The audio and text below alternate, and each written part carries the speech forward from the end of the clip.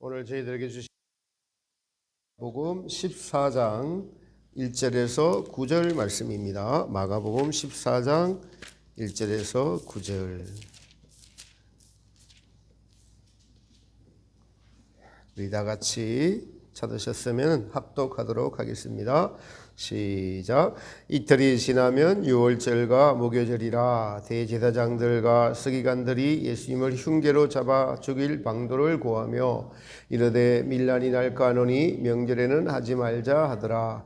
예수님께서 베다니 나병 환자 시몬의 집에서 식사하실 때에 한 여자가 매우 값진 향유 곧 순전한 나드 한 옥합을 가지고 와서 그 옥합을 깨뜨려 예수님의 머리에 부으니 어떤 사람들이 화를 내어 서로 말하되 어찌하여 이 향유를 허비하는가? 이 향유를 300데나리온 이상에 팔아 가난한 자들에게 줄 수 있었겠도다 하며 그 여자를 책망하는지라. 예수님께서 이르시되 가만두라. 너희가 어찌하여 그를 괴롭게 하느냐? 그가 내게 좋은 일을 하였느니라. 가난한 자들은 항상 너희와 함께 있으니 아무 때라도 원하는 대로 도울 수 있거니와 나는 너희와 항상 함께 있지 아니하리라. 그는 힘을 다하여 내 몸에 향유를 부어 내 장례를 미리 준비하였느니라. 내가 진실로 너희에게 이르노니 온 천하에 어디서든지 복음이 전파되는 곳에는 이 여자가 행한 일도 말하여 그를 기억하리라 하시니라. 아멘. 할렐루야. 네, 오늘도 예수님 앞에 나오신 모든 분들 주님의 이름으로 축복합니다. 옆에 분과 한번 인사하겠습니다. 하나님이 당신을 사랑하십니다.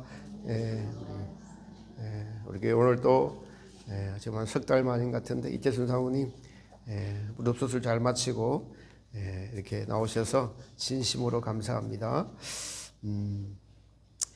우리는 자연 태양계에 의한 낮과 밤의 구분으로 인해서 빛과 어두움을 알고 있습니다. 성경에서도 영적인 의미로서 예수님께서 빛과 어두움을 말씀하셨죠. 예수님은 자신을 가리켜서 나는 빛이라 사람이 낮에 다니면 실족하지 않는다라고 하셨는데 예수님과 함께 다니면은 어두움에 빠지지 않는다라고 말씀하시고 계시는 거죠.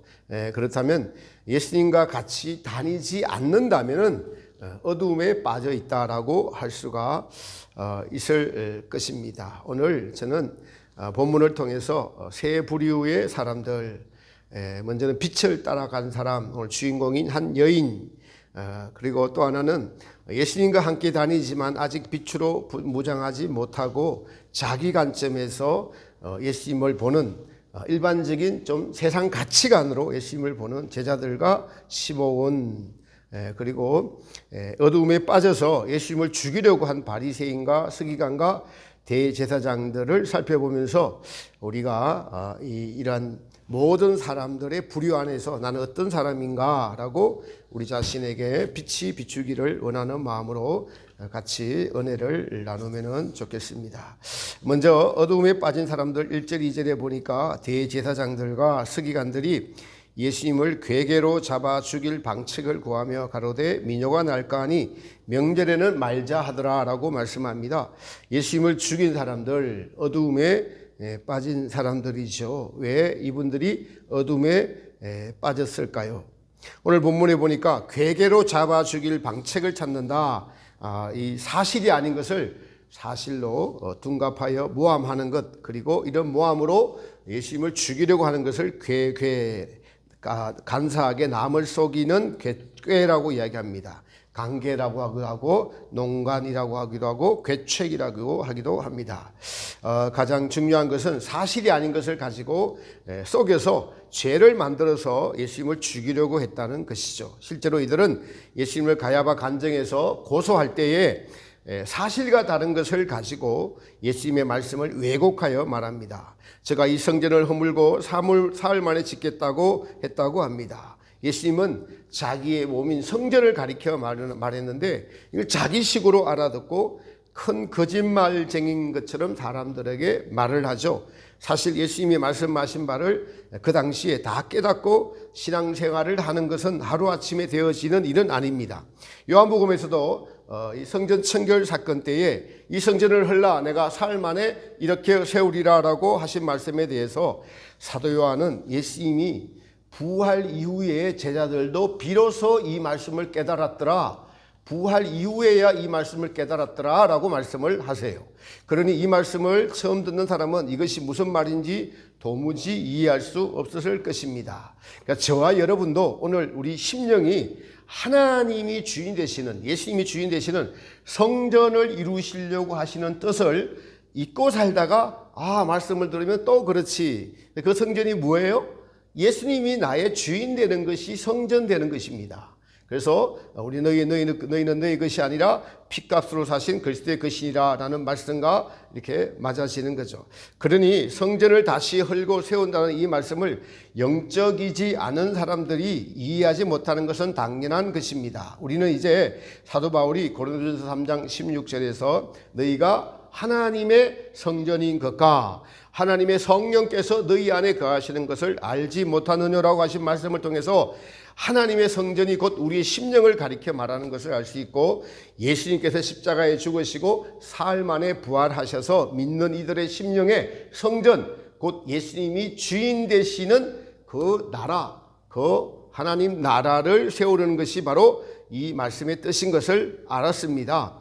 당시에 예수님을 십자가에 못 박아 죽인 이 자들의 특징, 복음서에 요즘 제가 계속 마태복음이야 마가복음 쭉 나가면서 계속 등장을 하고 있습니다. 그들은 단도직입적으로 자기 욕심을 따라 행했기 때문에 예수님을 죽이는 자들이 되었습니다. 이런 말씀을 잘 들어보세요. 나는 욕심을 따라 행하지 않으니까 상관없는 사람이야 라고 하면 지금 이 말씀이 안 들립니다. 그들은 당시에 기득권 자들이었습니다. 말씀을 맡은 율법사들이었고 성전에서 제사를 담당하는 제사장들이었습니다. 사회 상류층이라고 할 수 있는 오랜 전통을 유지해 왔습니다. 조선시대로 말하면 양반 계층이었다라고 할 수 있겠습니다.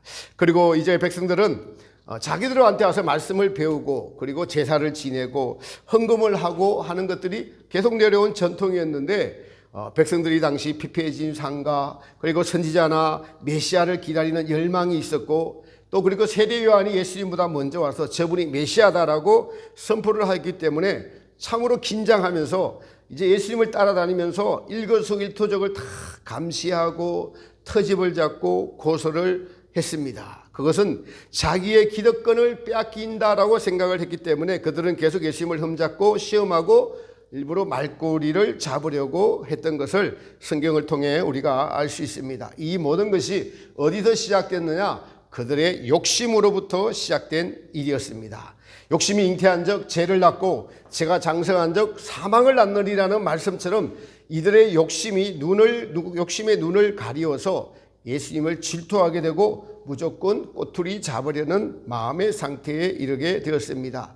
우리가 여러분 지금은 그렇지 않다고 합시다. 과거에 누구를 미워하면은 좀 못마땅해 하면은 그 사람이 무슨 좋은 일을 하더라도 다 못마땅하게 보입니다. 책잡으려고 합니다. 아무리 선한 행동을 하고 정당한 행동을 하고 착한 행동을 하더라도 그 사람이 하는 모든 것들을 미워 보이는 것이죠.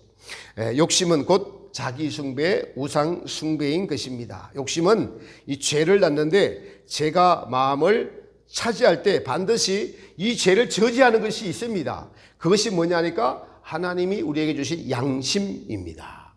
유대인이나 바리새인 중에는 그 양심을 따라 행한 사람들도 있었습니다. 대표적으로 니고데모이죠. 그는 진리가 궁금하고 예수님이 누구신지 그 말씀이 궁금해서 자기 동료들이 말하는 예수님과 달리 그분에 대해서 바로 알아야 되겠다는 생각으로 밤에 예수님을 찾아갔고 예수님과의 말씀을 나눔을 통해서 이분을 깨닫고 더 내가 알아야 되겠다라고 계속 3년 동안 예수님을 알아가면서 나중에는 예수님의 십자가에 따라가서 예수님의 시체를 내리는 데 도움을 주고 무덤에 같이 장사했던 그런 역할을 감당했던 분입니다. 니고데모나 소수의 양심을 따라 산 사람들은 예수님을 만나서 빛으로 따라가는 삶을 산 분들이었지만 그렇지 못한 대부분의 유대 관료들은 예수님을 배척하고 그들의 욕망과 욕심을 따라 행하였기 때문에 그들은 예수님을 십자가에 못 박는 엄청난 일을 저지른 자들이 되었습니다. 실제로 저와 여러분도요, 빛과 어두움이 우리 안에 공존하고 있음을 알아야 합니다. 그것의 기준은 하나님의 성령께서 비추는 말씀에 비치고 성령과 더불어서 오직 예수님의 진리의 말씀뿐이라는 사실입니다. 자기 욕심을 따라가다 망한 대표적인 또 인물이 가룟 유다였죠. 돈을 사랑했고 야망이 있는 자였습니다. 야망을 쫓아가는 과정에서 세상의 즐거움인 술과 여자 등을 쫓아가고 그리고 그것을 채우기 위해서 돈이 필요했습니다. 그래서 그는 돈을 받고 예수님을 파는 자가 되었습니다. 하나님의 사랑하는 성도 여러분, 성령께서는 날마다 우리 양심에다가 말씀하고 계십니다. 그 성령께서는 우리를 예수님께로 인도하고 예수님의 낮아지는 마음, 겸손한 마음으로 우리를 인도하고 계시죠. 그런데 그 양심을 외면하면 욕심이 그를 지배하게 되고 점점 양심이 악화되어서 거기에다가 마귀가 함께 개입을 하게 됩니다. 저는 오늘 본문 1, 2절을 읽으면서 그 뒤에 이 유대인들 뒤에 그들의 아비인 마귀의 욕심이 보였습니다. 마귀가 보이더라고요. 요한복음 8장에 예수님은 유대인들을 가리켜서 너희 아비는 그래서 마귀니라 라고 말씀하셨을 때 사람은 양심을 가지고 있지만은 그 양심을 무력화시키는 것이 욕심이고 그 욕심은 뿌리 자체가 마귀인 것을 알아야 됩니다. 그러므로 성도는 작은 욕심이든 큰 욕심이든 버려야만 하는 것이죠. 욕심을 버리지 않으면은 영적인 분별이 없어지는 양심이 마비되게 됩니다. 일반적인 사람들도 사리사욕을 버리지 않으면은 큰일을 하지 못하는 말들도 합니다. 더욱이 그리스도인들이 돈에 대한 욕심, 명예에 대한 욕심을 버리지 못하면 유대인들이 따라간 그 길을 걸어갈 수가 있습니다. 그러므로 오늘 이 말씀을 듣는 저와 여러분 모두가 욕심, 그리고 욕심의 근원인 정욕을 따라 사는 삶이 아닌 빛이신 예수님을 따라 사는 분들이 되시기를 축복합니다. 예수님은 자신을 빛이라고 말씀하시면서 사람이 낮에 다니면 실족하지 않으니라. 이 말씀은 예수님과 늘 동행하지 않으면 계속 사람은 실족한다는 거예요. 그래서 항상 깨어있다라는 것은 예수님의 말씀을 따라 사는 것을 의미합니다. 그럴 때 예수님은 우리 안에서 성전을 이루어가고 우리의 주인이 되시고 나중에 믿음의 실제를 자꾸 가지게 되면서 천국으로 우리를 이끌어 가시고 천국의 실제도 믿어지게 되고 성경의 모든 것들이 믿어지게 된다라는 사실입니다. 그러나 어두움에 빠지면은 그것은 곧 자기 욕심을 따라 살기 때문에 예수님을 십자가에 못 박아 죽이는데 나도 모르게 거기에 동참한다는 거예요. 그들이요, 유대인들이 예수님이 하나님의 아들이라고 메시아라고 알았다면 누가 십자가에 못 박았을까요? 그렇지 못한 것은 그들의 욕심을 따라서 살았기 때문에 그렇습니다. 어둠에 빠지는 것, 대부분의 유대인들이 어둠에 빠져 살아서 빌라도 법정 앞에서 예수를 죽이시오라고 하면서 마귀의 앞잡이가 되었고 또 군중 심리에 의해서 큰 씻을 수 없는 잘못을 범하고 그들 후손에게까지 2000년 동안 온 세상에 미움이 되고 예수님의 아픔이 되었다는 것을 기억합시다. 그러므로 우리는 욕심을 버려야 함을 기억해야 할 것입니다. 두 번째 부류는 오늘 4절, 5절 말씀입니다. 4절, 5절에 보니까 어떤 사람들이 화를 내어 서로 말하되 어찌하여 이 향유를 허비하는가? 이 향유를 300데나리온 이상에 팔아 가난한 자들에게 줄 수 있었겠도다 하며 그 여자를 책망하는지라. 다른 복음서에 보면 다른 제자들도 이 말에 공감했다고 기록이 되어 있습니다. 예수님을 믿고 따르되 아직 자신의 일반적인 가치 기준으로 예수님을 보고 판단하는 분들입니다. 향유를 팔아 가난한 사람들에게 나누어 주자는 사람들의 이야기는 맞는 것 같아 보입니다. 그리고 많은 대부분의 사람들이 이 이야기에 공감을 표시합니다. 향유를 한 사람에게 다 쏟아 붓는다는 것, 그 붓는 순간에 향유가 없어져 버리니까 그렇죠. 그러나 예수님은 가난한 사람은 앞으로도 너희와 항상 있을 거니까 있지만은 나는 이제 곧 십자가에 못 박혀 죽을 것이다라고 말씀하십니다. 육체로 주님은 이 땅에 사실 날이 멀지 않았습니다. 우리는 일반적인 경우를 많이 봅니다. 특히 교리에 묶여 있는 경우도 그러합니다. 그리스도인 대부분이 죽음 이후에 그리스도의 심판대를 알지 못하고 익은 열매를 추수하시는 하나님의 구원 섭리를 모르니까 대부분 이 땅에서 구원을 받았다라고 착각하고 있죠.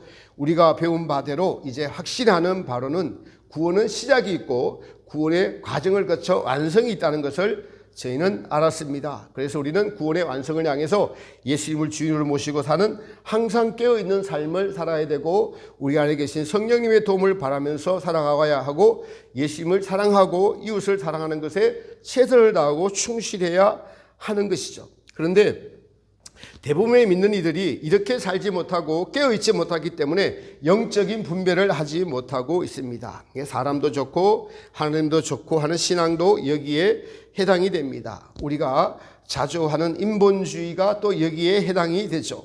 하나님은 사람을 사랑하고 구원하러 오셨어. 그래서 동성애 축제에 향림교회라는 데가 해마다 참여를 합니다. 축복의 행사를 해주고 거기서 세례를 베풀기까지 합니다. 그 향림교회를 설립한 대표적인 여목사가 몇 년 전에 젊은 나이에 그냥 갑자기 죽었어요. 병명도 밝히지 않고 뭐 그렇게 죽었다는 얘기만 인터넷에서 저는 보았습니다. 근데 하나님은 남자와 남자끼리, 여자와 여자끼리 또는 짐승과 해설 안 될 행동을 하면 죽이라고 반드시 말씀에 기록해 놓았습니다. 그런데 이들은 보세요. 하나님은 사랑이라고 하면서 그들의 죄를 눈감아 줍니다. 또 예수님은 죄를 사해 주러 오셨습니다. 그러나 죄를 사해 준다고 그 죄를 인정하는 것은 아니지요. 가늠하다가 현장에서 잡혀온 여인에게 예수님은 다시는 가서 죄를 짓지 말라고 하십니다.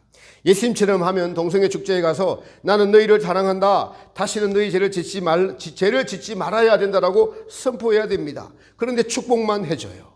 여러분 이렇게 사람의 생각으로 하나님을 판단해서 도리어 동성애라는 죄를 합리화시켜 줍니다. 얼마 전에 윤여정이라는 탤런트 여배우, 우리 한국의 대표적인 노 여배우가 있습니다. 아카데미 작년에 여우 조연상을 받은 분이 자기 아들이 커밍아웃을 했다고 밝혔습니다. 자기 아들이 여자 역할이라고 하면서 자기 아들과 결혼한 사람을 사이라고 이렇게 인터뷰하더라고요. 이런 사실이 모든 방송에서 사람들이 역시 윤여정답다라고 하면서 대서특필합니다. 그런데 여러분 우리나라가 에이즈 확산 1등 국가입니다. 그리고 청소년들이 심각하게 노출되어 있고 그리고 그 원인이 남자와 남자끼리 관계를 내서 그렇게 되어 있다라는 사실입니다. 그런데 이런 사실은 뉴스에 나와야 되는데 뉴스를 못 내보내게 합니다. 왜 그러냐고 제가 알아보니까 이런 사실을 방송법 자체로 막아서 성적 취향성을 그것을 건드리는 말이므로 그런 말 자체를 에이즈가 창궐한다 이런 말을 못하게 되어 있습니다. 그리고 나라에서 에이즈 환자들은 전부 다 전액 치료해 줍니다. 적게는 수백만 원에서 많게는 몇천만 원, 1억, 억 단위까지 모든 것을 나라에서 100% 다 그 사람들을 치료해 줍니다. 이런 말 자체를 방송에서 못하게 방송법으로 막아놨어요. 이게 뒤에서 마귀가 하는 짓입니다. 이런 사실을 숨깁니다. 인권 하는 것에 감추어진 추악한 현실입니다. 우리가 주님을 따를 때 이렇듯 자기의 생각, 인간적인 생각을 버리는 것이 마땅하죠. 자기의 힘을 의지하는 것, 자기의 능력을 의지하는 것, 이런 것들이 인간적인 생각입니다. 믿음은 전적인 하나님의 능력을 의지하는 것이고 이렇게 되는 출발점은 우리의 옳지 않는 생각들을 버리는 것입니다. 우리는 항상 예수님이라면 예수님은 어떻게 하셨을까라고 물어야 합니다. 이 말씀의 다음 장에 베드로는 이제 예수님을 세 번이나 부인합니다. 베드로는 죽어도 주님을 부인하지 않겠다는 맹세를 했었지요. 그러나 그것이 보기 좋게 실패한 이유는 자기의 능력을 의지하는 것. 베드로는 자기가 예수님의 수제자이고 그리고 예수님을 가장 신뢰하고 또 신뢰받고 있다고 생각했습니다. 그러나 이런 자기 생각으로 예수님을 배반하지 않을 것이라는 믿었던 것이 보기 좋게 빗나갔습니다. 여러분 박효진 장로님이라는 분이 계시죠. 감옥에서 많은 이들을 전도하고 그 후에 이제 간증을 하여서 알려지신 분입니다. 그분이 최근에 간증에서 어떤 집회를 갔는데 숙소에 들어갔는데 이제 모텔 호텔 같은 모텔에 들어갔는데 거기 들어가면 음란한 것이 많이 있으니까 기도를 하고 그것에서 잠이 든다고 해요. 근데 그날은 이제 집회를 하러 가서 잠이 들었는데 자다가 깼는데 이게 가위 눌림도 아니고 실제로 침대 밑에서 양쪽에서 뱀이 수십 마리가 기어 올라가고 자기 배를 감더라는 거예요. 그래서 예수 이름으로 더러운 귀신아 물러가라, 고함을 치고 난리를 치고 아마 옆에 다 깼을 거라고 그렇게 막 있는 힘껏 고함을 쳤다고 하는데도 도리어 계속 감더라는 거예요. 네. 가히 눌린 것이 아니고 실제 지금 눈이 떠져 있는데 그렇게 느껴지는 것입니다. 그걸로 끝난 게 아니라 천장을 보니까 이 천장에 그런 또 모텔을 뭡니까? 거울이 큰 거 달려 있는 모양이에요. 거울로 해놓아서 그 자기가 보이는데 그 거울에서는 몸통만한 뱀이 혀를 날랑거리면서 자기를 향해 내려오더라는 거예요. 혀를 날랑거리면서. 근데 느낌이 저게 자기 입을 최대한 벌려놓고 내 안에 들어가려고 그런 걸 알겠더라는 거예요. 그러니 얼마나 예수님의 이름, 예수의 이름으로 물러가라고 그냥 고함을 쳤는지 모릅니다. 뱀은 점점 쪼여오고 다가오고, 근데 그 순간에 갑자기 시간이 정리되듯이 모든 것이 딱 스톱이 되는데 이 조여오는 뱀과 다가오는 뱀이 딱 그 자리에 멈추었었는데 순간 이런 생각이 들더라는 겁니다. 내가 이렇게 전도 간증 집회를 하고 또 귀신과 병 들린 사람을 이어 쫓는 기도를 해주면서 예수라는 이름에 대하여 정말 신뢰를 하고 있는가? 내가 믿음이 있는 사람인가? 나는 정말 믿음이 없는 사람이 아닌가?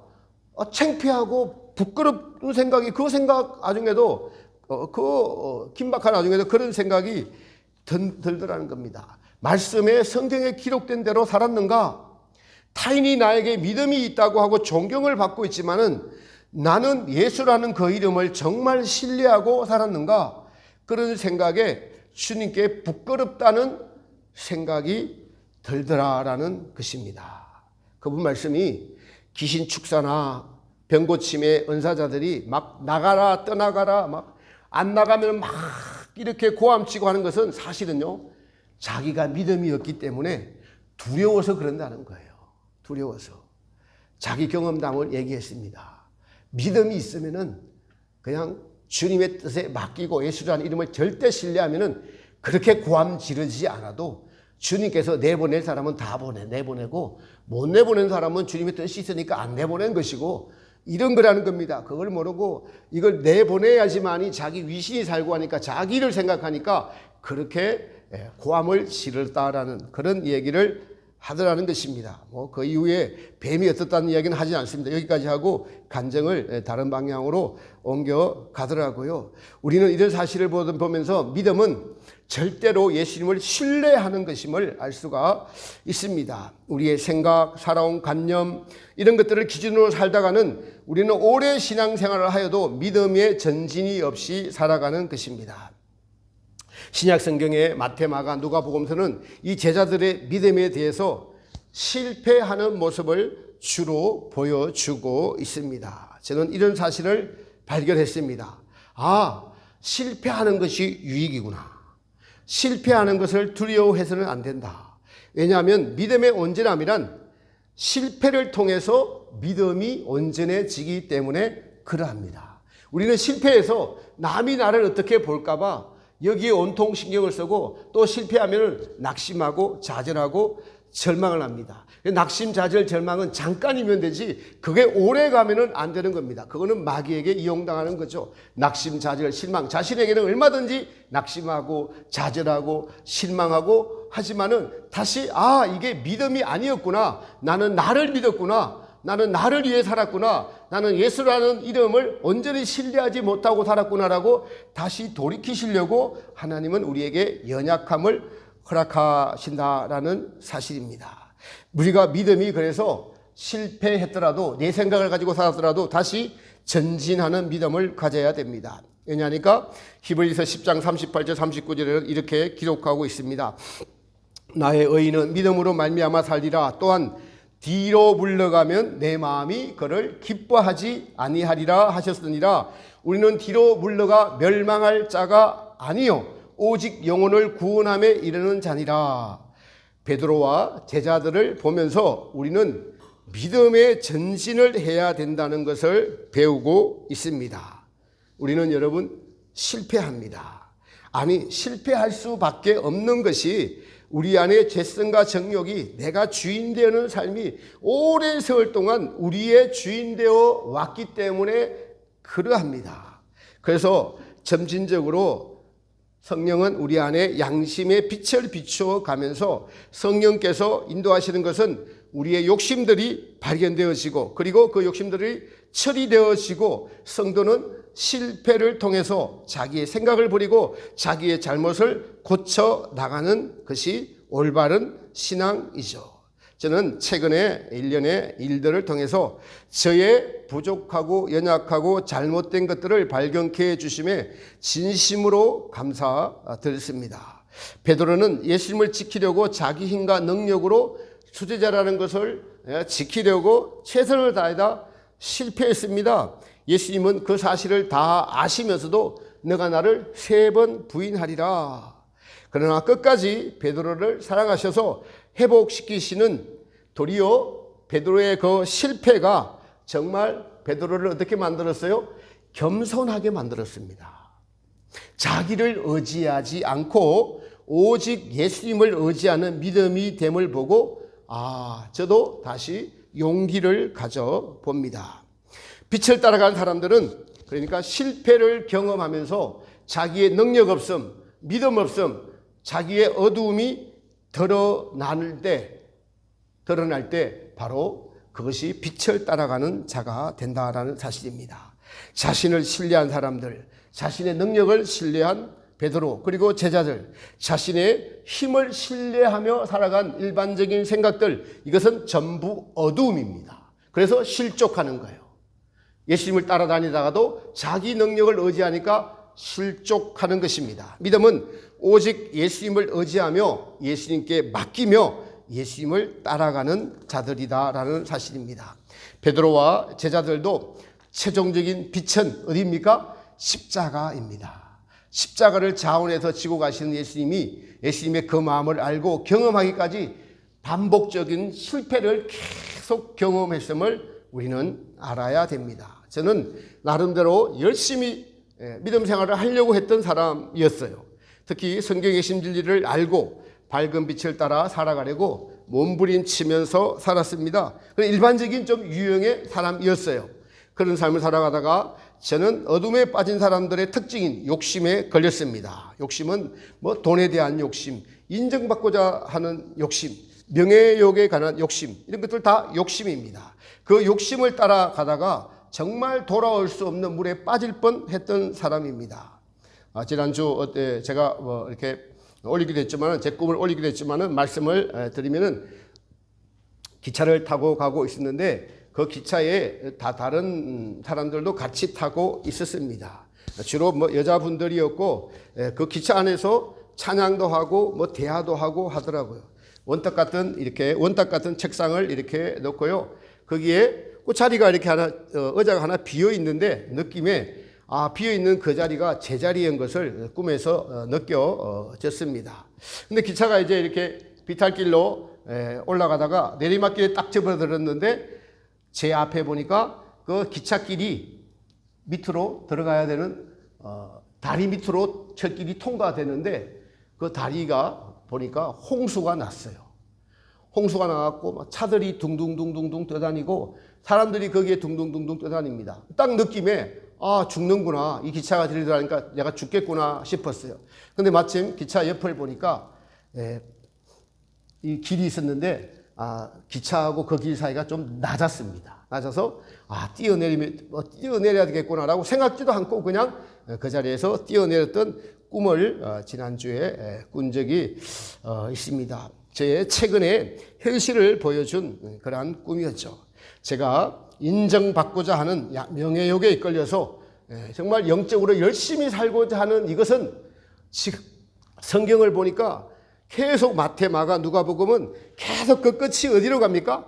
십자가에 가서 끝이 나는데 십자가에 가서 끝이 나는데 제자들은 계속 그런 베드로의 명예심 이런 것 때문에 베드로가 실패하도록 주님은 내버려 두시는 거예요.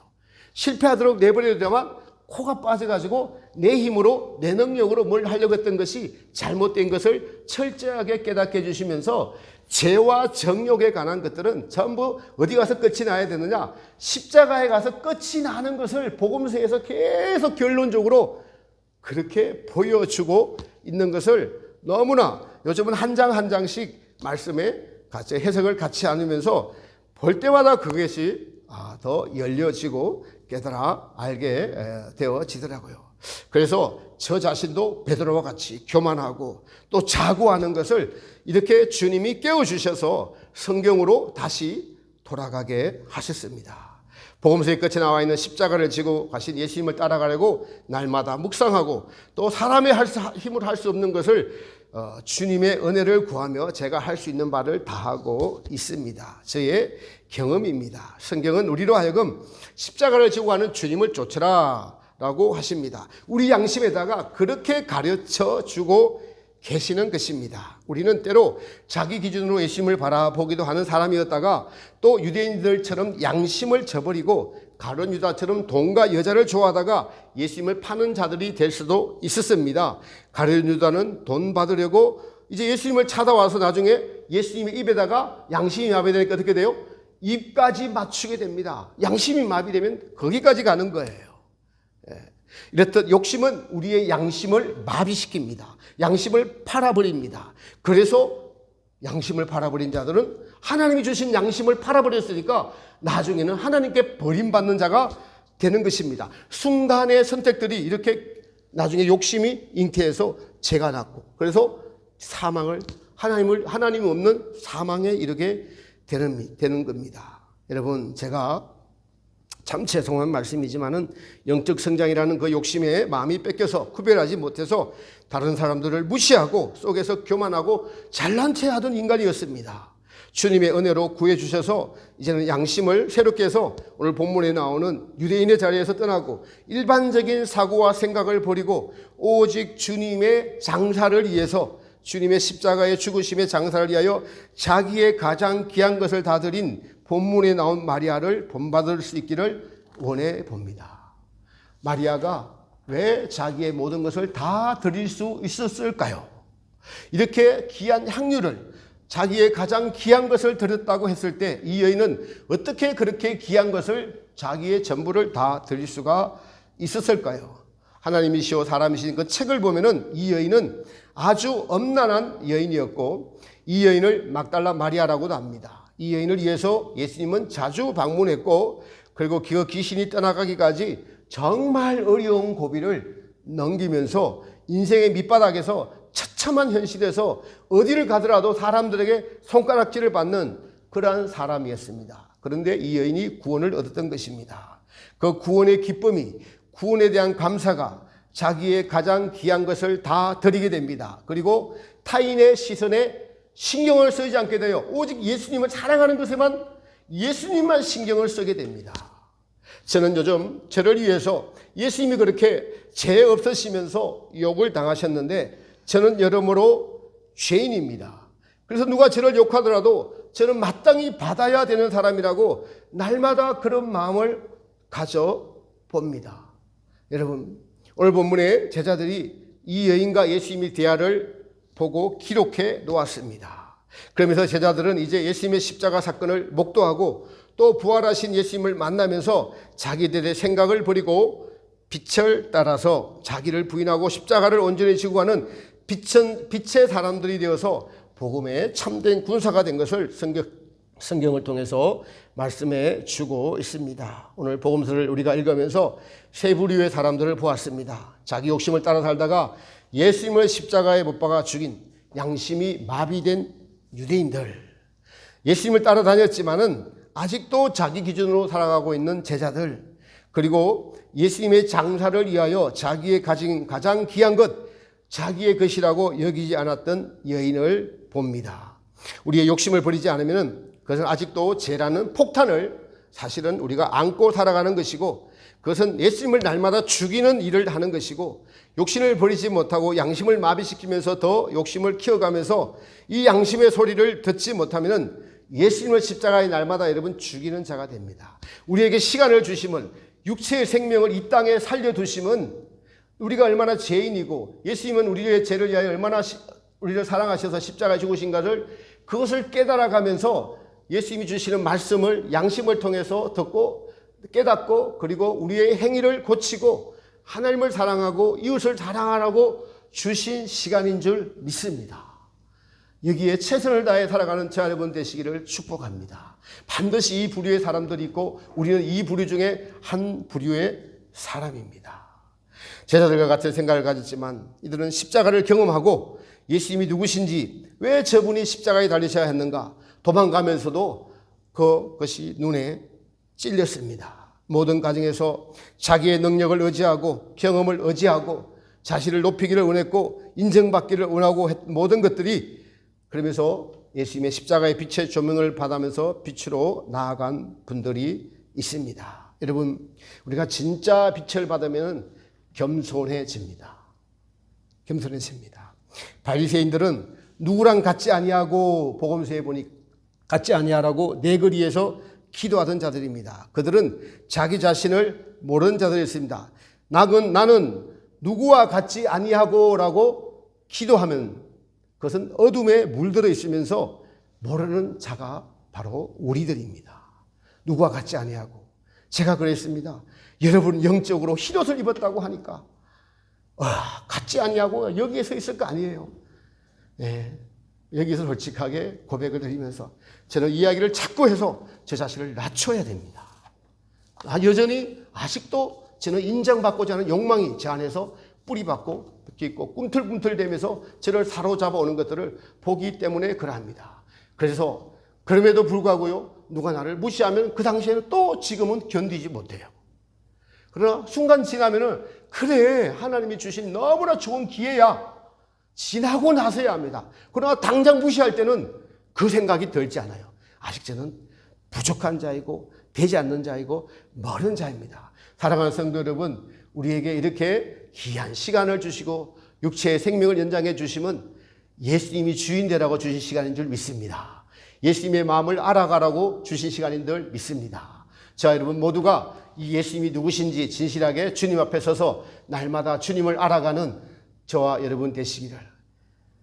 하나님의 빛이 양심에 비치지 않으면, 우리가 그걸 외면하면 우리는 완전히 거물에 걸려서 꼼짝 못하는, 정말 우리는 영임으로 연약한 자들일 수밖에 없다는 것을 고백하며, 예수님 저를 도와주세요. 살려주세요. 빛을 저에게 비춰주세요. 늘 주님의 빛을 따라 사는 자가 되고 싶습니다. 주님 앞에 서는 날 정말 글쎄 심판대 앞에 섰을 때 내가 부끄러움이 없을까라는 그러한 양심의 빛을 비추는 그러한 그 빛을 받고 주님을 따라가면서 오늘 제 부류 사람들 중에서 이 마리아처럼 자기의 모든 것을 주님께 다 드리고도 나는 아무것도 아닙니다. 이 죄를 사해 주신 것에, 나를 구원해 주신 것에 나의 전부를 다 드려도 아니 내 것이 아니니까 주님께 다 드립니다라고 세상 사람 누가 뭐라 그래도 우리는 이 주님을 사랑하는 마음이 커져가는, 그래서 주님 앞에 설 때 정말 내가 너를 보고 기뻐하였노라 라는 그러한 소리를 들을 수 있는 귀한 신명들 되시기를 예수님의 이름으로 축복합니다.